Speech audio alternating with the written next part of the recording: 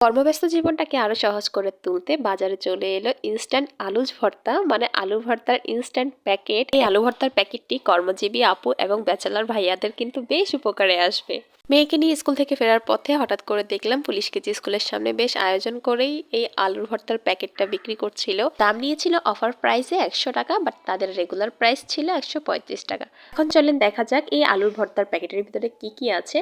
তো ফার্স্টে একটা গ্লাভস ছিল, ওইটা আমি হাতে পরে নিয়েছিলাম। তারপর এক এক করে সবগুলো এখন কেটে কেটে দেখবো এখানে কি কি আছে। সবচেয়ে বড় প্যাকেটটা কাটার পরে দেখলাম এরকম ঝরঝর করে আটার গুঁড়ির মতো গুঁড়ি পড়তেছে, সম্ভবত এটাই হচ্ছে আলুর গুঁড়ি, যেটা দিয়ে আলু ভর্তা হবে। এরপরে এই যে মেজারমেন্ট করে দিয়েছে পানি কতটুকু দিব, 150 ml পানি দিতে বলেছে। তা আমি একটু একটু করে পানি দিয়েছিলাম, বাট ওটা অফ ক্যামেরায় পড়ে গিয়েছে, আমি আর খেয়াল করি। এর পরের প্যাকেটটা কাটতেই দেখা যাচ্ছে কিছু শুকনো মরিচ আর হচ্ছে বেশ কিছু পেঁয়াজ বেরেস্তা, হালকা ভাজা পেঁয়াজের বেরেস্তা করা। এগুলা অনেক বেশি মচমচে ছিল, বাট প্রচন্ড লেভেলের ঝাল ছিল মরিচগুলা।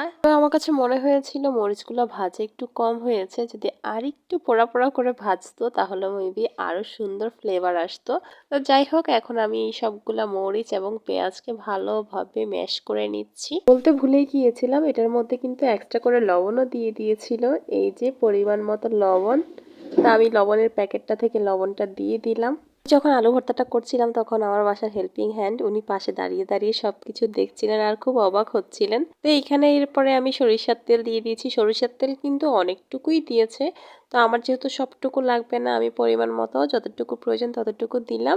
দিয়ে সবগুলা আলুটাকে এবার ভালোভাবে ম্যাশ করে নিচ্ছি সুন্দর করে। একটু ধনিয়া পাতা হলে আরো বেশি ভালো হতো, বাট বাসায় ধনিয়া পাতা ছিল না, তাই দিতে পারছিলাম না।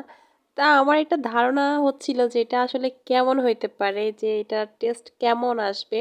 আমি এখন আপনাদেরকে একদম অথেন্টিক পিওর রিভিউটা দিব। তো আমি কিছু ভাত নিয়ে নিলাম, ভাত নিয়ে এখন এটা একটু খাবো।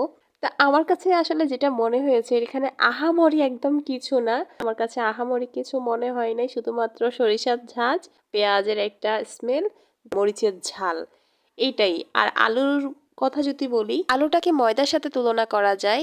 আটা যেরকম খামির করলে একটা স্টিকি স্টিকি ভাব থাকে, আলুটাও ঠিক ওরকম, মানে এটা ম্যাশ করার পরে একটা স্টিকি স্টিকি ভাব থাকে। যাই হোক, নিয়ে আসলাম, এখন খেতে হচ্ছে, কিছু করার নাই।